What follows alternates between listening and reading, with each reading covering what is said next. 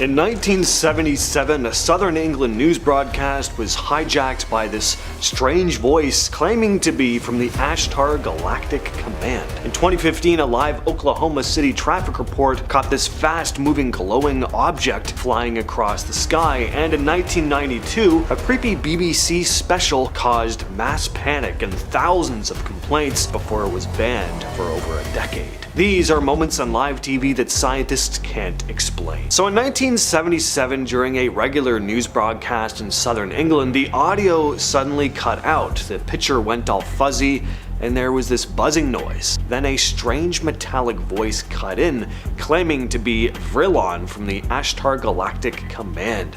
And for nearly 6 minutes it delivered this bizarre message, warning humanity to stop fighting, destroy its weapons, and prepare for a great awakening. It also told viewers that they were being watched and guided by beings from other worlds. The station was completely unaware of what was going on until people started calling in. Engineers figured out someone had hijacked the signal by targeting a specific transmitter that rebroadcast signals from another tower, basically exploiting a weak point in the system. But even still, they never found out who actually did this. Whoever it was, though, needed some serious technical skill and equipment. People have analyzed every part of this message. Some say it was just a prank, others think it was someone who genuinely wanted to put this message out there. And then there are those who actually think this message was coming from somewhere up in space. I'd love to believe that, but I don't. Back in March of 2015, Coco 5 News in Oklahoma City was running a normal early morning traffic report. Nothing exciting, just the usual aerial feed from their Grand Casino Skycam out in Shawnee. But then, out of nowhere, this glowing white object zipped across the screen at lightning speed. It was super fast, too fast to be a plane, and the movement doesn't look like a drone either. The news anchors didn't even notice it live. Viewers caught it first and started flooding the station with questions. To their credit, the news station didn't ignore it. They re-aired the footage and posted it online, asking the public to help figure out what it was. Problem is, nobody really could. It wasn't a meteor, those fall, they don't fly sideways at a steady height. It wasn't a bug on the lens either, the light shifts as it moves and you could see it behind distant clouds. It wasn't a military or commercial aircraft as far as anyone could tell, and it didn't match any scheduled flights. Despite being caught live on air and analyzed frame by frame, nobody's ever nailed down exactly what this thing was.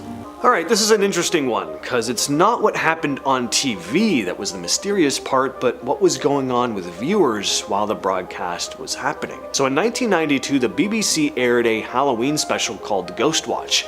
This was a fake documentary about a haunted house in North London. The thing is, most viewers didn't realize it was scripted. The show was presented like any other live broadcast, except the crew was investigating a poltergeist called Pipes. Viewers at home would catch glimpses of the ghostly figure of Pipes in the background of shots, and there would be weird audio glitches. On top of that, of course, the subject matter was just unsettling on its own. The atmosphere felt real. Too real, and as the broadcast went on, people started calling in to report their own paranormal experiences. Others were convinced that the show had invited an actual spirit into their homes. The BBC got tens of thousands of complaints. One girl reportedly entered a catatonic state after watching it. People were legitimately freaking out, even though the show had a brief disclaimer at the start. If you happened to tune in after it, you'd have no way of knowing that this was staged. The format fooled a lot of people, including some of the presenters who weren't even told everything that would happen. Scientists and psychologists later studied the public's reaction to the show, calling it a rare case of mass suggestion triggered by media. The show only aired once and the BBC banned it for a decade. In November of 2024, a local New York TV station was doing live helicopter coverage of traffic over the Hudson River. Same old stuff, until this strange glowing orb floats into the frame, hovering, changing color, then darting out of view. It starts out white and then turns blue and kind of semi-translucent before flying off. The anchor didn't react at the moment, but when the clip was shared online, people started talking about it.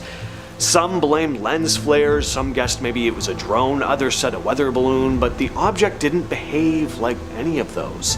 It hovered, it changed color, then accelerated. Not even the FAA had an answer. What you're seeing here is news coverage in Laos of a mysterious phenomenon known as the Naga fireballs. Every year in late October, crowds gather along the Mekong River in Thailand to watch red balls of light float up from the water and then vanish into the night sky. They're called Naga fireballs, and locals say they're caused by a giant serpent spirit that lives in the river. The orbs don't make any noise, they come out of nowhere and they rise fast, sometimes hundreds in one night. There's been a lot of debate about what's really going on here. A Thai documentary once claimed it was just tracer rounds being fired by soldiers across the river in Laos. Others have blamed flare guns or some kind of flammable gas bubbling up from the riverbed, like methane or phosphine, but none of those explanations totally hold up. The balls don't behave like flares, and scientists pointed out that the conditions needed for gas bubbles to ignite like that don't really line up. In 2021, during a strict curfew, officials made sure there were no people out with flares, and the fireballs still showed up. This footage was taken in downtown Milwaukee in 2018 during a live broadcast. The news anchors had no idea what they were looking at.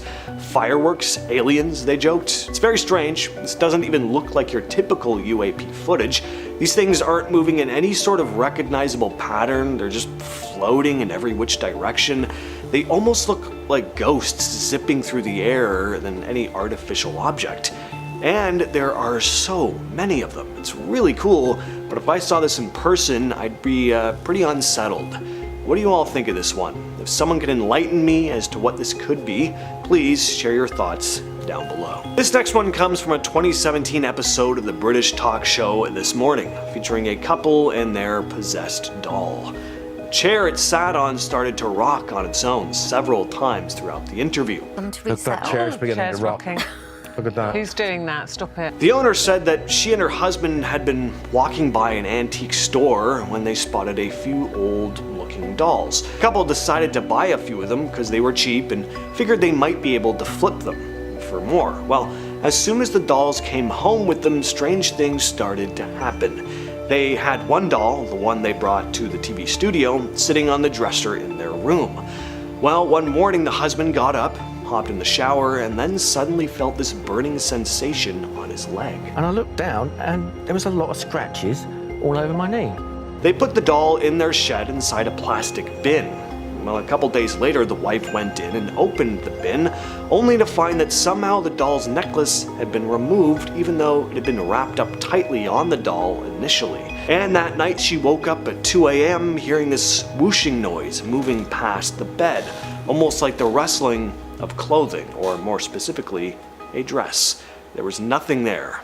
They ended up selling the doll. Did Pope Francis vanish into thin air on live TV? This was filmed back in April of 2020. The Pope showed up at the window above St. Peter's Square to bless people affected by the pandemic. Then he turned around and walked back inside, only before he was out of camera range, he suddenly just vanishes. You don't see him slowly disappear into the shadows. He's just there 1 second, then he's not. It's pretty bizarre. It's hard to find the original news segment online too, because it was taken down for some reason. In 2010, a Jamaican news station covered a story about a boy who claimed that he was being haunted by a duppy, basically a ghost. And the news team captured two strange incidents on camera. First, the boy is sitting in a chair talking about the strange experiences when all of a sudden he flies backward, as if something is pulling him.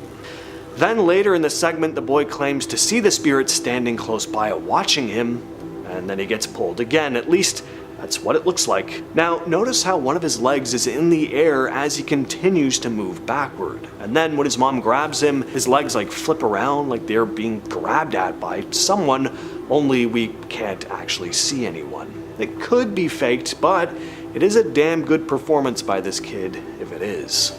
Alright, so at first glance, this just looks like some streaker running around a soccer field. If you're watching casually, you might even laugh it off, but the longer you watch, the weirder this footage is. This figure shows up from multiple camera angles, dashing through the crowd and along the edge of the field, and nobody reacts, like at all.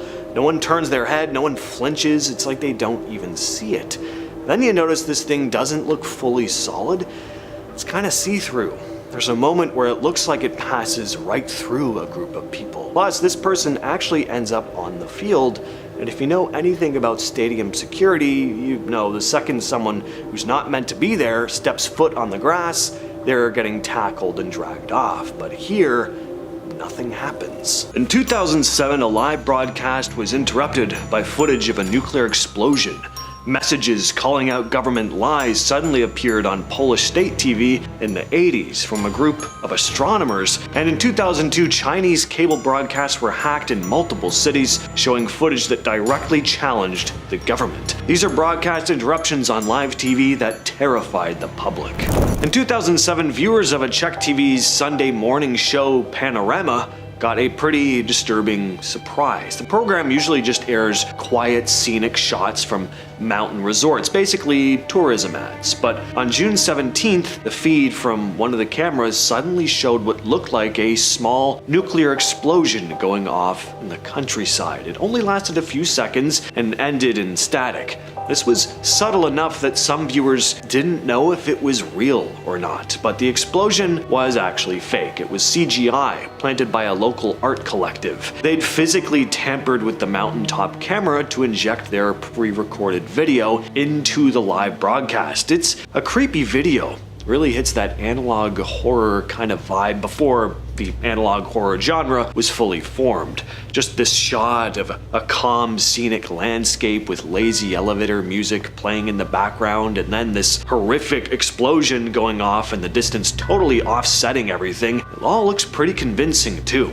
The group had pulled off other stunts before, but this one hit a nerve, especially with tourism businesses in the area who said it could scare visitors away. Czech TV considered legal action, but the group framed it as a kind of social experiment about media trust, forcing people to question what they were seeing on TV.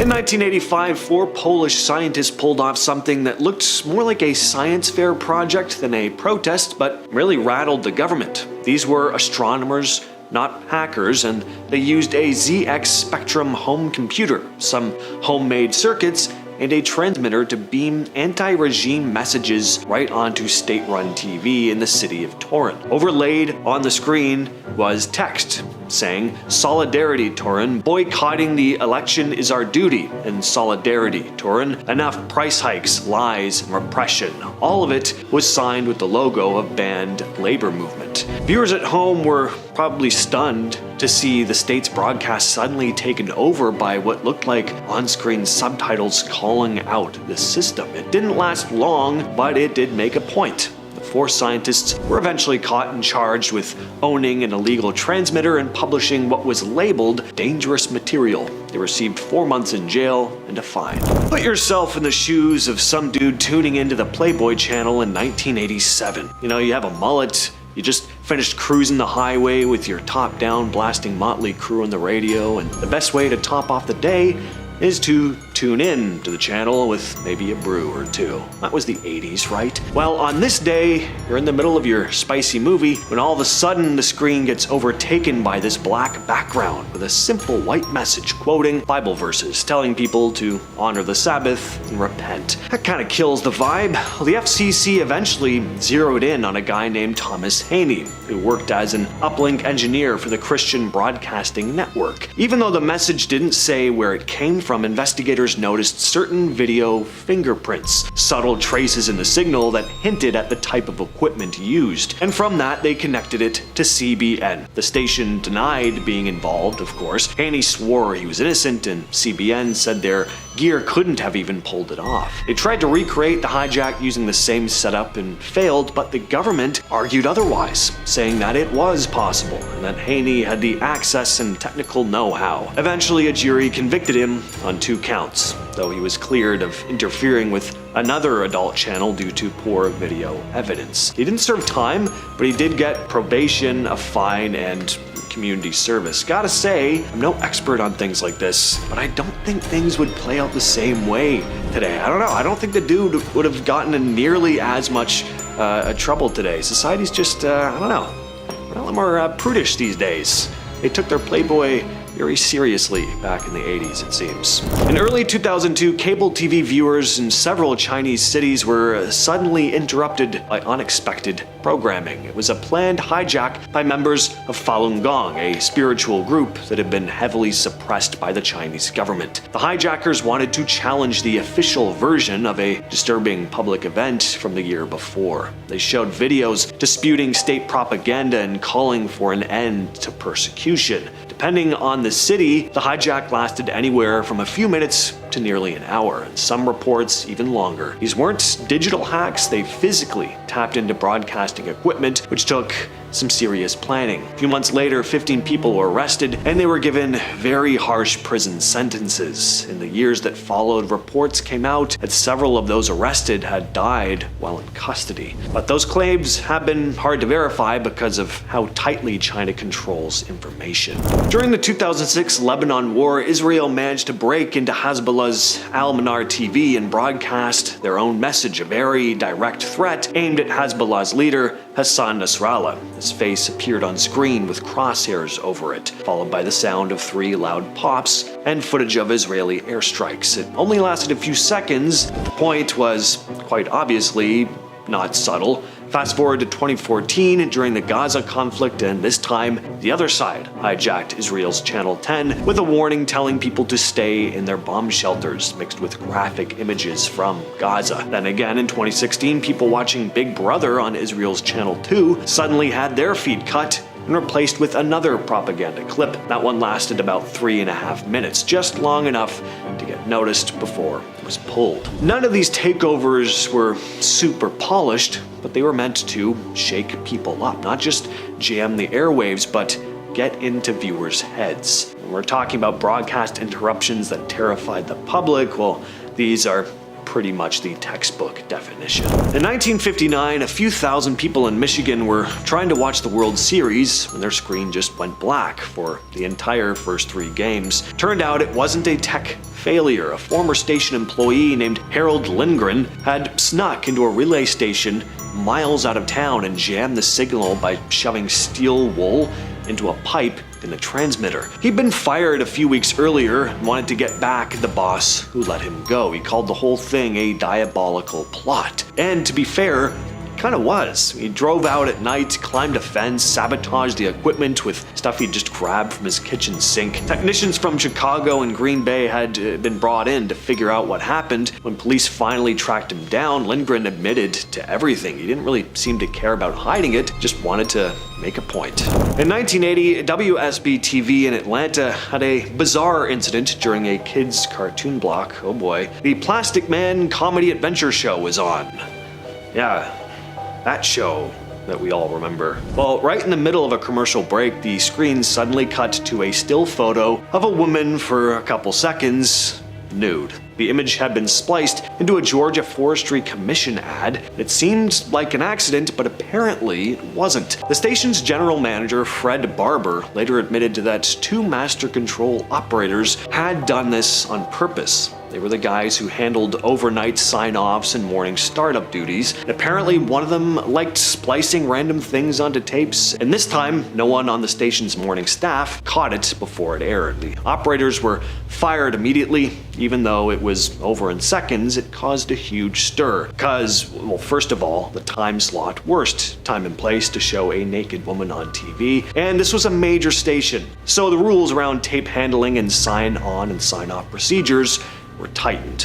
On January 4th, 2000, the Teletubbies was playing on the GMA network in the Philippines. On this particular morning, for just a few seconds, the screen cut to a photo of actress Rosanna Rosas with her chest exposed. Teletubbies was weird enough as is. This was the last thing these young viewers needed to see. Obviously, this immediately triggered a warning from the country's media review board. GMA later explained that the whole thing was a mistake caused by an employee who was fixing a computer at the time. Apparently, he pressed the wrong button while trying to help with some system repairs, and somehow that caused the wrong image to flash on air. That sounds hard to believe. I mean, that really does sound like the excuse you give when you just don't know what to say. Oh, I pressed the wrong button and then it was boobs. Anyway, they insisted nobody did this as a prank. The network apologized and promised to tighten up controls. The employee was never named, wasn't much follow-up on whether he kept his job, but it's definitely freaked out parents and probably gave a few kids a weird memory of Teletubbies. They probably grew up thinking this was some bizarre fever dream.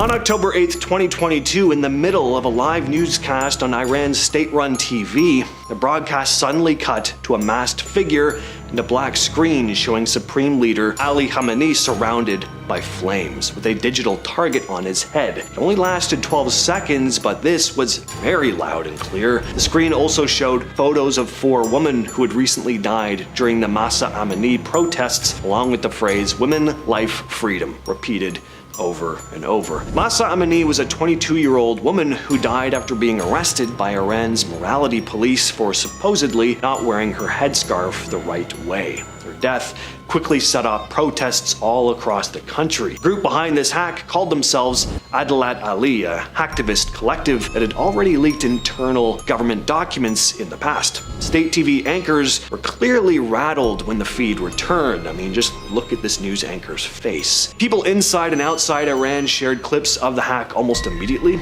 and it spread fast online. No one really knows how deep the investigation went or if anyone got caught, but even though it was under 15 seconds, this was one of the most direct, high-profile hacks ever pulled off on live Iranian television. Now, for obvious reasons, I can't actually find footage of these Soviet pirate broadcasting hacks. I mean, it was the Soviet Union, everything was very locked down, but back in the Soviet Union, where the government completely controlled radio and TV, pirate broadcasting wasn't done as a prank. This was one of the only ways to hear anything outside what the government wanted you to hear. As early as 1966, there were reports of a teenager in Kaluga hijacking the radio to spread fake news about a nuclear war breaking out with the US. That kind of hoax was rare, but actual hijackers were popping up constantly, especially during the 70s and 80s. They'd jump onto relay stations during programming gaps and broadcast their own music, their own opinions. Sometimes the state would lash back in newspapers, calling them radio hooligans and accusing them of jamming frequencies needed by emergency aircraft. Whether that part was true or just scare tactics isn't totally clear. I imagine there was a lot of exaggeration going on. Oh, there are even hotlines for citizens to report pirate signals, but these underground broadcasters kept showing up, proving how desperate the people were for anything that wasn't just government propaganda. A UFO was caught on live TV in Brazil, hovering in the sky for over 2 hours. A woman on a Thai talk show in 2016 claimed she was possessed by a ghost, and right in the middle of the interview, the spirit seemed to take over, screaming and freaking out when the host pulled out a Buddha necklace. In Colorado, local news anchors were totally freaked out by a creepy-looking animal caught on camera. This is live TV footage that shows something not human. So what is this thing hovering in the sky? This footage is from a live news broadcast in Rio Branco, Brazil. On February 9th, 2009, TV Gazeta showed up to capture what witnesses described as a colorful object hovering over the city. Whatever this thing was, it changed color multiple times, flashing from blue to red to white. There were more than 25 witnesses that night who watched as this thing hovered in the sky for more than 2 hours. Then it moved from east to south and afterwards south to west. Pretty strange. Certainly doesn't look like a plane or satellite to me, and not that a drone would be totally unheard of in 2009. They certainly weren't as widely used as they are now, though. Till this day, we still don't know exactly what this thing was. Alright, this one's pretty ridiculous, but I do love me some possession videos. Always fun to see what weird noises these evil spirits force out of people's mouths. Back in 2016, something pretty strange happened on a Thai talk show. A model came on the show and told everyone that she had picked up a ghost while on vacation in the city of Rayong the year before. She said this ghost was a pop, a type of spirit in Thai culture that's known for having an uncontrollable hunger. At first, she just calmly explained what had happened to her. You know, ghost got inside my body somehow. Well, and then right in the middle of the interview, the pop just had to embarrass this poor woman on live television. To be fair though, she should have seen this coming. She'd been dealing with the thing's antics for a whole year at this point. Suddenly she seems to switch, like something else is talking through her. She started speaking in a different voice and just couldn't seem to snap out of it. No matter how much the hosts pushed her to stop, they kept telling the spirit to leave her alone, but it refused, making threats like, "Don't mess with me," which probably sounds a lot cooler in Thai. Then one of the hosts pulls out a necklace with a Buddha pendant. As soon as he held it up, she freaks out, screaming and recoiling in terror. Very loudly, I might add. I had to turn down the volume almost all the way because I was worried everyone was going to hear female screams through my headphones and that I'd be kindly asked to leave the office. Eventually, the host puts the necklace on her though, and just like that, she seems to come back to her senses. The clip went viral in Thailand and racked up millions of views. Just what is it we're looking at here? Well, this aired on a local news station in Pueblo, Colorado, and the anchors were genuinely confused, as were a lot of people watching, as to what they were looking at. It's some weird looking animal with patchy black fur, a reddish face, and long skinny arms hunched over eating something off the ground. Apparently the woman who filmed the creature had actually seen it once before, but she had no idea what it was either. Other than an animal with mange, the word chupacabra was thrown around a lot. Well, later on, Colorado Parks and Wildlife officials looked into it and said the animal was probably a raccoon with mange. Mange is a skin disease that can cause animals to lose most of their fur and look pretty rough. I mean, you take the cutest furry animal on earth, shave all its hair off, and it looks pretty damn freaky. This image here was shared on news stations all over the world. Nobody knew what the hell this thing was when news first broke, and nobody knows what it is now, but it's since become known as the unidentified Amarillo object. In 2022, the Amarillo Zoo in Texas got a lot of attention after they shared a strange image caught on their security cameras. The picture was taken at 1:25 a.m. by a motion detecting camera showing a bizarre figure walking just outside the zoo fence. And what's creepy is that it's walking on two legs.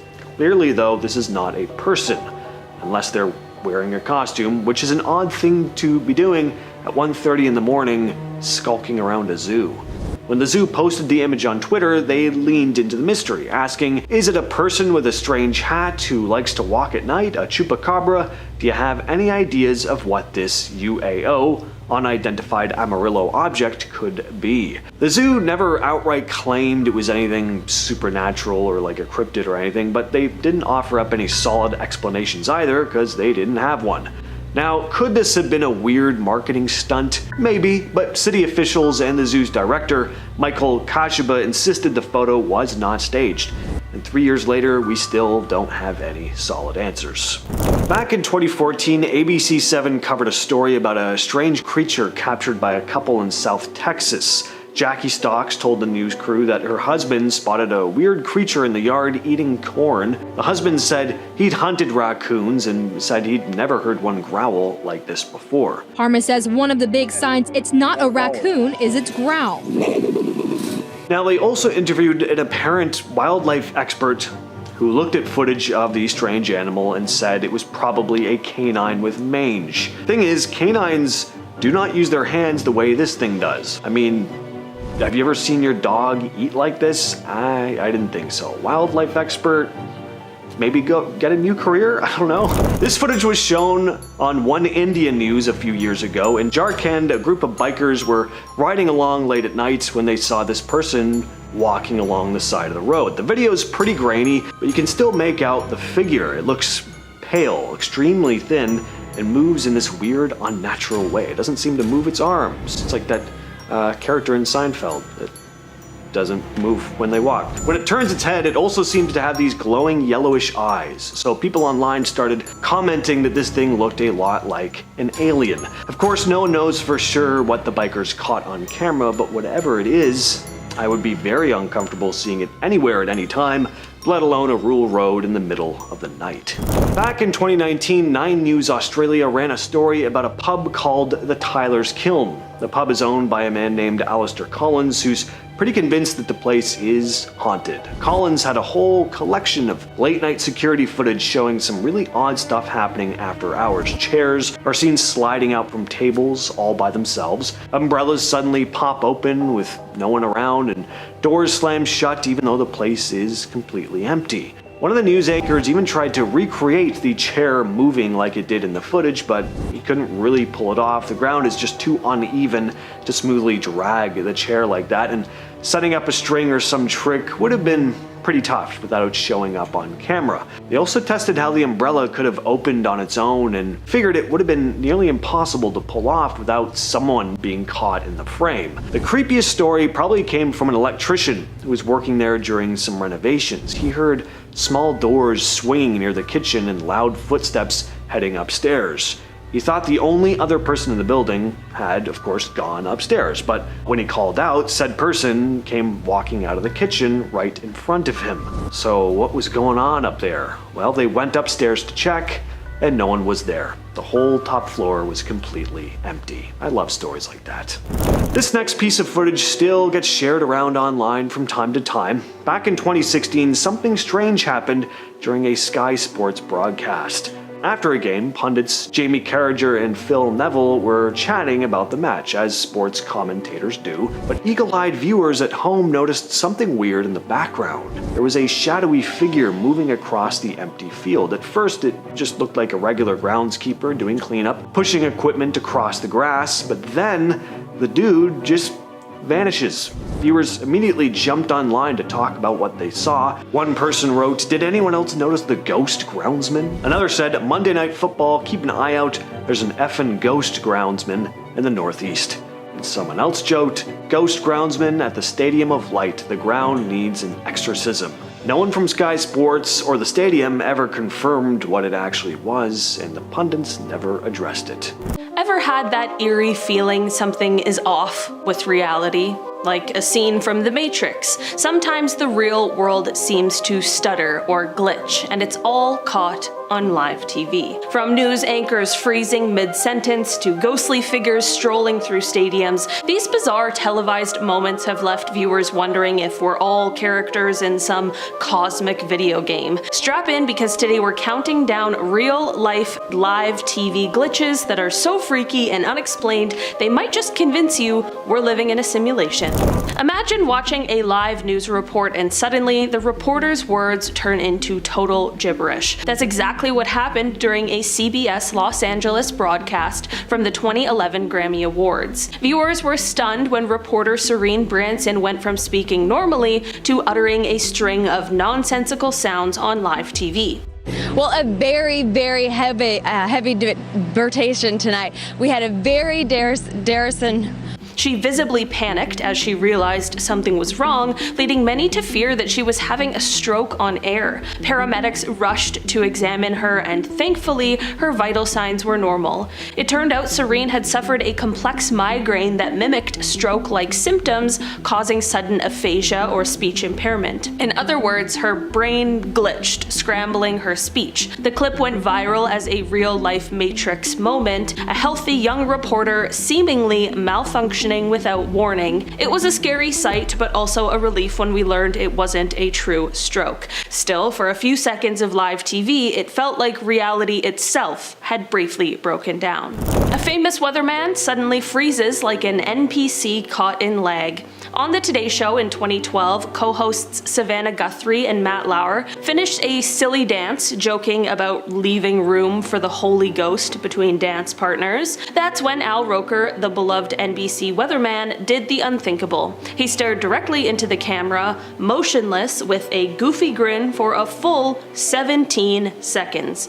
He didn't blink, didn't move a muscle. It was as if someone hit the pause button on Al Roker. Roker later explained that it was a bit of deadpan humor, essentially a brain freeze challenge he did on purpose. The show's director egged him on to see how long he could hold the pose, and Al committed to the bit. Even so, watching it back, many viewers felt a chill. The moment looked so uncanny that it's now a classic glitch in the Matrix clip. During a live soccer match, a shadow person sprinted through the stands, and no one can agree if it was a glitch, a ghost, or just a camera trick. This incident happened at a stadium in La Paz, Bolivia, during a Fox Sports broadcast in 2014. In the footage, you see a dark, human-shaped figure running rapidly across the lower tier seats straight through the crowd, yet no one in the audience seems to react to it. Viewers at home were creeped out. Was it a ghost caught on live TV? Rational explanations soon emerged. Lighting snafu or video artifact, basically a technical glitch that made a real person's image smear across the screen. But that hasn't stopped wild theories. The clip went viral, with some saying the stadium is haunted or that we witnessed a Matrix running program acting up. What's freakier than one person glitching? How about two people glitching together? Twin sisters Paula and Bridget Powers from Australia gave an interview that left viewers' jaws on the floor. They were recounting a dramatic carjacking incident involving their mother, but it wasn't the story that stole the show, it was how they told it. The twins spoke in a mesmerizing stereo, often saying the exact same words at the exact same time during the live interview. So we dropped everything and we went running out the front. We seen Mum running out from the house up there. At times, one twin would start a sentence and the other would finish it in perfect sync, as if they shared one mind. The effect was so uncanny that the clip went viral worldwide, and even Jimmy Kimmel invited them on his show out of sheer fascination. The sisters themselves just laughed it off, saying their brains think alike at the same time after a lifetime together. Indeed, Paula and Bridget have spent 51 years dressing alike, working together, and practically living in parallel. So while it seems paranormal, it's likely just an extraordinary sibling bond. Viewers thought they spotted a shape-shifting reptilian on the news, but the truth was more technological. In an old CTV news clip that resurfaced online, a female reporter delivers the headlines when suddenly her eyes appear to glitch. During a blink, her eyes don't look human for a split second, they seem fixed and glazed over, almost like a doll's, or a computer-rendered image. Experts explained that it was a rolling screen repaint artifact from the broadcast. Basically, this was an analog TV signal glitch. On old antenna TV, if the signal degrades at the wrong moment, in this case when she blinked, part of the previous frame's data can briefly hold on for a second. The result? Her eyes open from a prior frame overlaid on her face while blinking, creating a creepy illusion that her eyes blinked but didn't close. Technical or not, it looked really freaky, like an NPC in a video game failing to load its textures. Even after hearing the explanation, some joked, "Sure, that's what they want you to believe."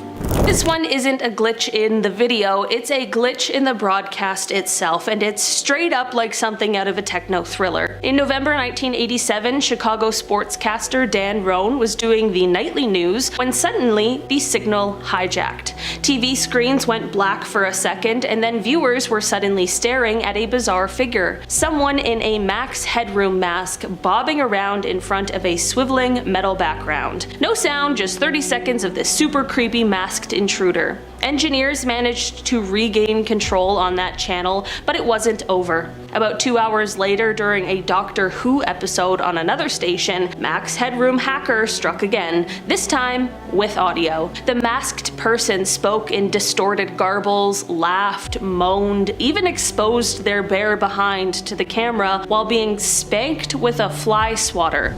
Yeah, it was really weird. After about 90 seconds, the pirate broadcast ended. Viewers and station officials were completely baffled. Who was that? How did they break into major TV station signals? The Federal Communications Commission launched an investigation, but to this day, the culprits have still never been caught or identified. Even decades later, watching the Max Headroom incident on YouTube will give you a serious case of the heebie-jeebies.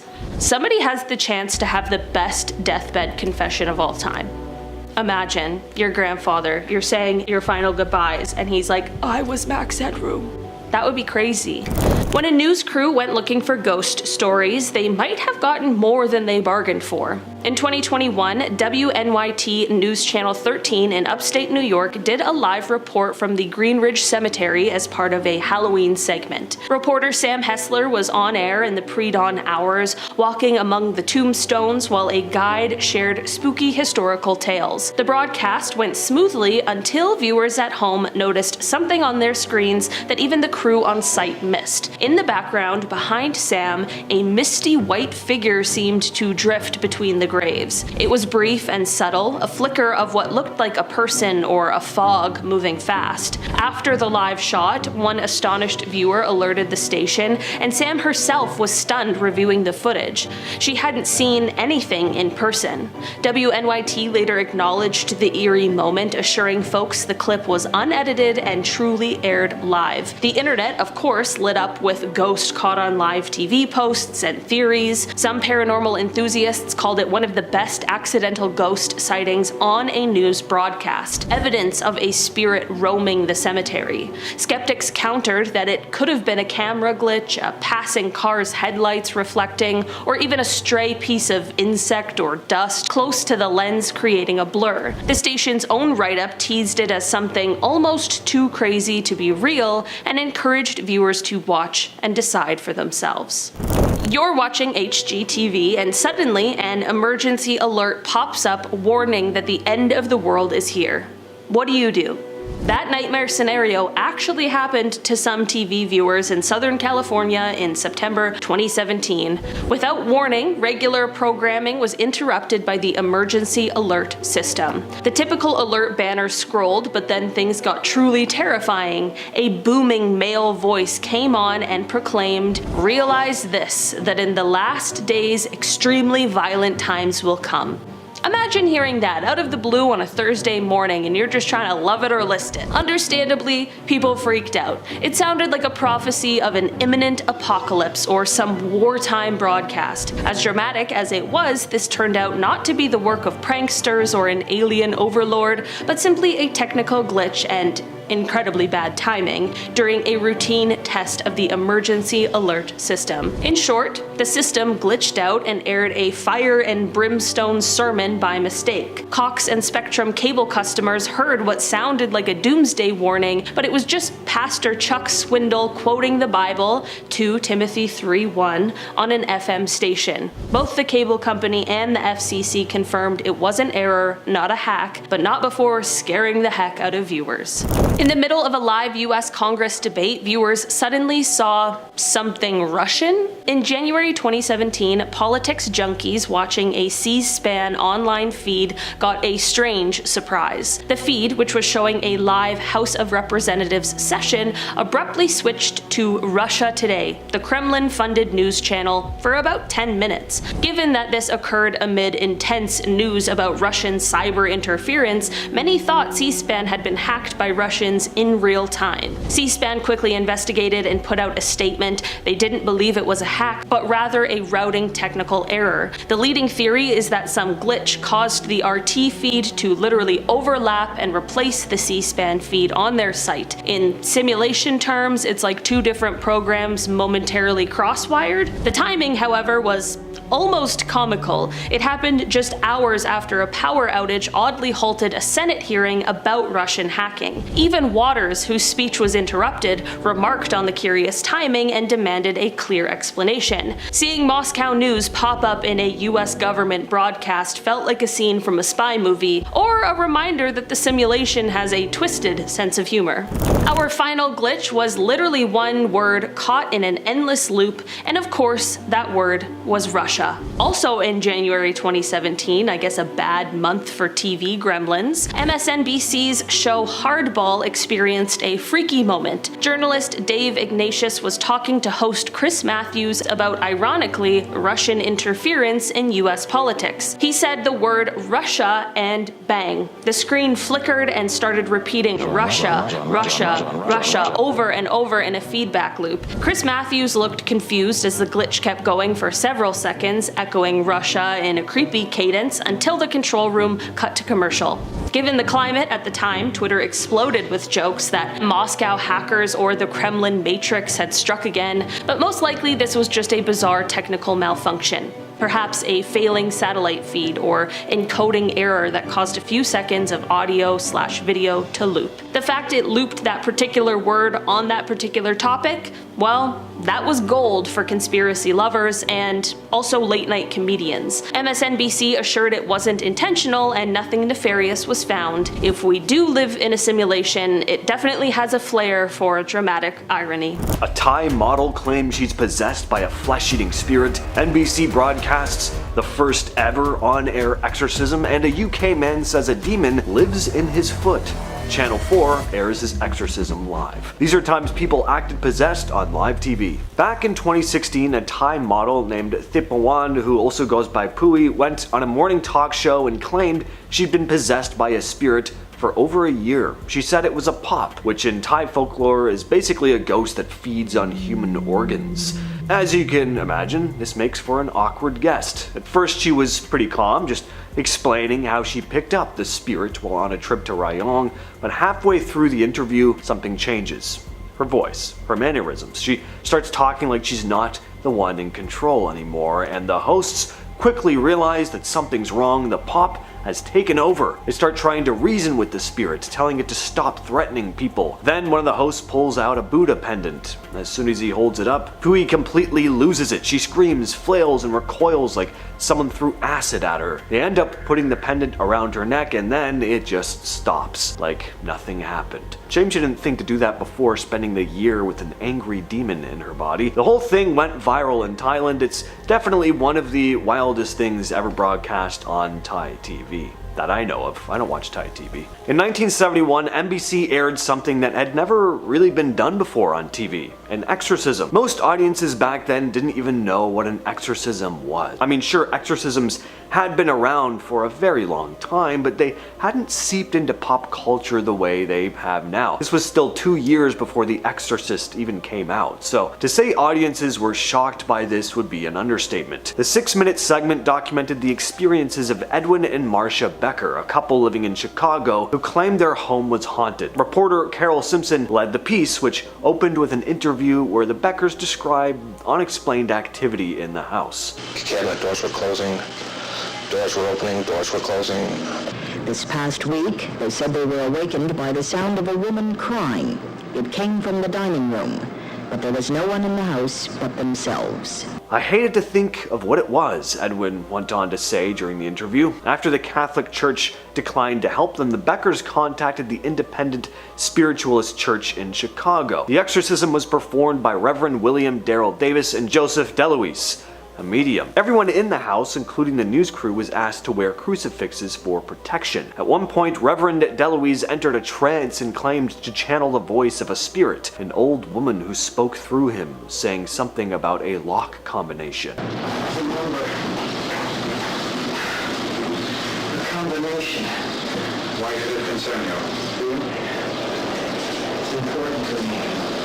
Why did you stay here? During the ritual, a strong gust of wind blew through the room, shaking the blinds, although that apparently happened off camera. The team also used a mirror, offered communion to the spirit, and spread blessed salt throughout the house. The broadcast ended with Simpson stating that the house had been quiet for several days since. In 2005, Channel 4 in the UK aired a show called The Exorcism, where they attempted a real exorcism on live television. A lot of viewers found it highly disturbing. The subject was a man named Colin, though, who claimed he was possessed by something that lived in his right foot. Apparently, this demonic foot spirit caused him to drive dangerously fast without being able to stop himself. That sounds like one of the worst excuses in court, but anyway, he tried everything else apparently, so Channel 4 decided to televise the exorcism to see if it would help. The network made a big deal out of this, calling it a scientific experiment and even bringing in psychiatrists and, of course, church officials to answer phones afterward in case viewers got freaked out. They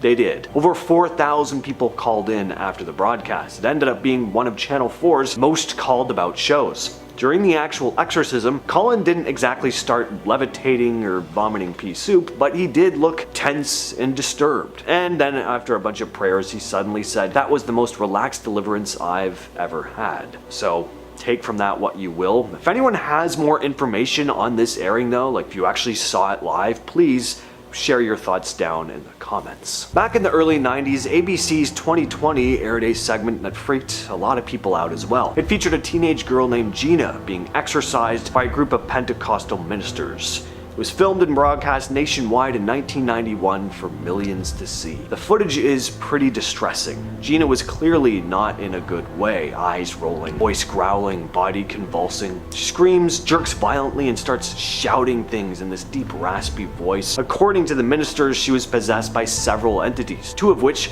were named Zion and Minga. Ministers surrounded her, prayed, and yelled for the entities to come out. Eventually, everything settles down and the demons are supposedly exorcised. Whether you believe in this or not, the footage is kinda disturbing. From what I can tell, this was not a staged segment. Even if it was just emotional overload or religious hysteria, it's sad watching a young girl go through something like this, all in front of cameras too. There's never been an update on Gina either. She ended up in psychiatric care soon after this segment aired. As for what she's up to now, if she's okay, we don't know. On August 19th, 1987, a man named Gary Stolman managed to get inside NBC's Burbank studio during the 4 p.m. news. At one point during the broadcast, he walked up behind reporter David Horowitz, pulled out a firearm, and forced him to read a bizarre statement live on air. What is this? Let me see what it says. Now, to say Gary Stolman was possessed here is a stretch, but he was in this eerily calm state considering the circumstances. He's almost robotic. It's very odd, and to the reporter's credit, he stayed pretty calm too, way more than I would have. He just started reading the paper, which was filled with wild claims about the CIA, mind control, and mental hospitals. In 1981, by someone with connections at the CIA. After the manifesto was read, Stolman just casually placed the firearm on the desk. Anchor John Beard quickly grabbed it, and security took Stolman into custody. Turns out, it wasn't even a real firearm. It was an unloaded BB. Very strange incident though. During a live call-in show on an Islamic TV channel, the hosts were doing a regular Q&A session when a woman called in saying she believed people had used black magic on her, and that a jinn, which is a type of supernatural being in Islamic belief, had possessed her. She said she'd been trying to fight it off with constant prayer, but it didn't seem to be working. At first she sounds calm, clearly distressed, but calm, and then it takes a turn. She starts making these weird animalistic noises, low growling, almost inhuman, and then a bit later she just breaks into this loud manic laughter that comes out of nowhere. It's the kind of laughter that makes the hairs on your neck stand up.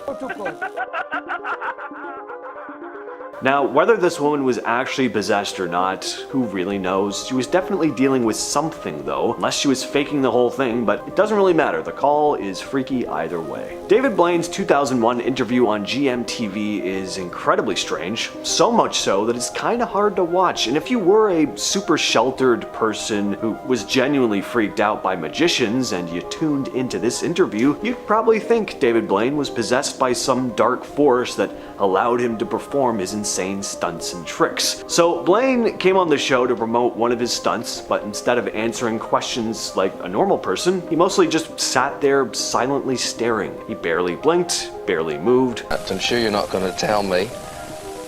Indeed. And when he did speak, it was in this deep, monotone kind of drawl, and his answers were short. The host tried everything to break through, asked him normal stuff, asked him weirder stuff, even straight up said at one point, "Is this just part of the show?" Blaine didn't flinch, finally lifted his hand and showed an eye drawn on his palm, explaining in a flat, muffled tone, "It's protection from death." Protection from death. Oh. The interviewer later said it was one of the most awkward interviews of his career, and go figure. This clip is from a BBC documentary filmed in 1978, part of one of the most well-known paranormal cases ever, the Enfield Poltergeist. A reporter named Rosalind Morris visited the Hodgson family in Enfield, London, and interviewed them multiple times. This clip shows Janet Hodgson, who was just a kid at the time, speaking in this deep, harsh voice she claimed belonged to a spirit named Bill. No. Who's there?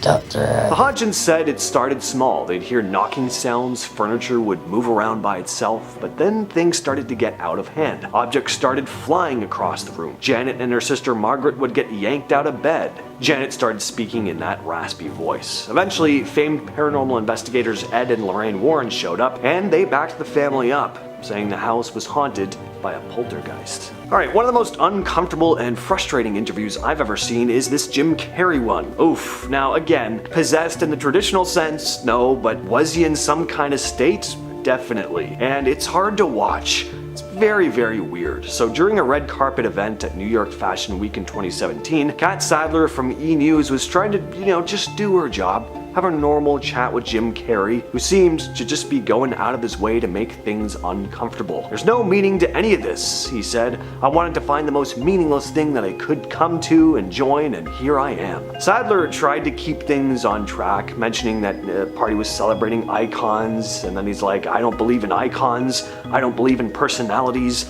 I believe that peace lies beyond personalities, beyond invention and disguise, beyond the red S you wear on your chest that makes bullets bounce off. And to really drive the existential dread home, he finishes off with, this world is not our world, we don't matter. Okay, it's so pretentious. It's like a teenager who just had their first philosophy class and suddenly thinks they're just so above it all. I know the truth, I see everything for what it really is. I don't know what Jim Carrey was going through at this point, but I think luckily he's become a bit more normal again, I think. I don't know. In 2012, a woman named Latoya Amons in Gary, Indiana claimed her house was infested with demons. She said her kids were getting possessed. One kid apparently levitated, another walked backwards up a hospital wall. And it wasn't just her saying these things. Multiple people, like doctors, nurses, police officers, DCS workers, claimed they saw really weird things happen. The case ended up getting so much attention that it reached the local police and the church, and that's when a priest named Father Michael Maginot performed multiple exorcisms, one of which was reportedly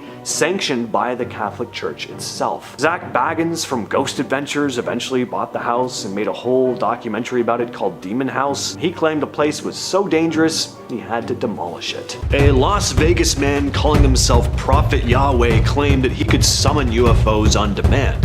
And in 2005, a local news crew filmed two bright spherical objects appearing in the sky right after he prayed. In 2009, BBC viewers watched live as a strange white light zipped across the Millennium Bridge in Newcastle. And in 2013, hackers hijacked the emergency alert system across several US states, broadcasting a warning that zombies were rising from their graves. These are more moments in live TV that scientists can't explain.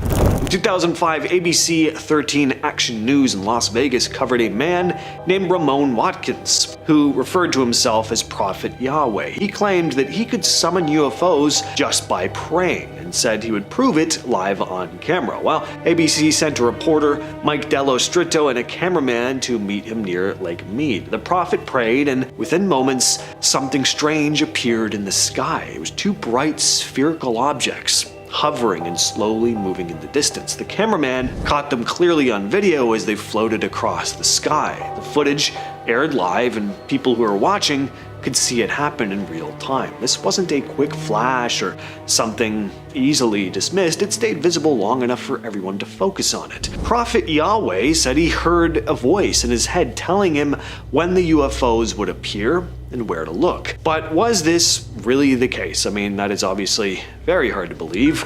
Could the objects have been balloons, drones, aircraft? Maybe, but they didn't seem to move like any of those things. The ABC crew didn't offer an explanation, and the event still gets passed around online with no solid answer for what actually showed up in the sky that day.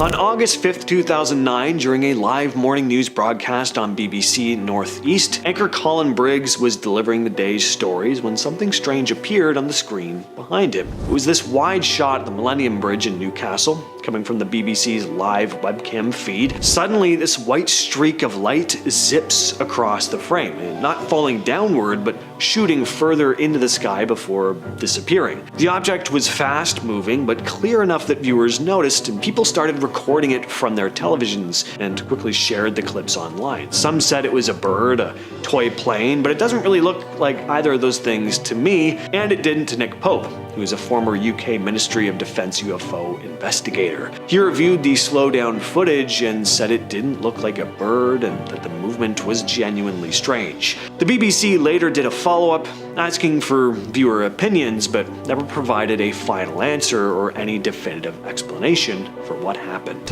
On February 11th, 2013, during an afternoon broadcast on KRTV in Great Falls, Montana, during an episode of the Steve Wilkos Show, the emergency alert system suddenly cut in. Thank God, everyone said. Why was I watching the Steve Wilkos Show? Suddenly, though, viewers heard this voice calmly announce that the, quote, bodies of the dead are rising from their graves and attacking the living. Civil authorities in your area have reported that the bodies of the dead are rising from their graves and attacking the living. The message warned people not to approach these zombies and to wait for further instructions. It sounded pretty official and used the same tones and format as real emergency alerts. Within hours, similar hoax messages interrupted TV stations in Michigan, Wisconsin, and New Mexico. Even more strange, 2 days later, a radio station in La Crosse, Wisconsin played a recording of the hoax alert and accidentally triggered the EAS again, rebroadcasting the zombie warning to viewers who thought it was happening all over again. Investigators later confirmed that hackers had exploited a weak security on the emergency broadcast equipment, in many cases using default passwords that were still active. The hackers were eventually caught, but as for how exactly they did this, that's never been disclosed, probably for obvious reasons. On January 3rd, 2007, people in Australia were watching Mayday Head-On Collision, a documentary about air travel disasters, when something very weird happened. In the middle of the broadcast on Channel 7, the original audio suddenly cut out and was replaced with a looping clip from an old news story about a Halliburton convoy ambush. Lord, Jesus Christ, help us all, Lord. Jesus Christ, help us all, Lord. The audio was just a truck driver named Preston Wheeler screaming, "Jesus Christ, help us all, Lord," over and over. The audio kept repeating that same line for 5 solid minutes while the visuals from the documentary kept playing. Nobody knew how this happened. One viewer said he kept calling the station while it was happening, but no one answered the phones. There was no follow-up, no investigation. Channel 7 just brushed it off and moved on. This one is very eerie, though.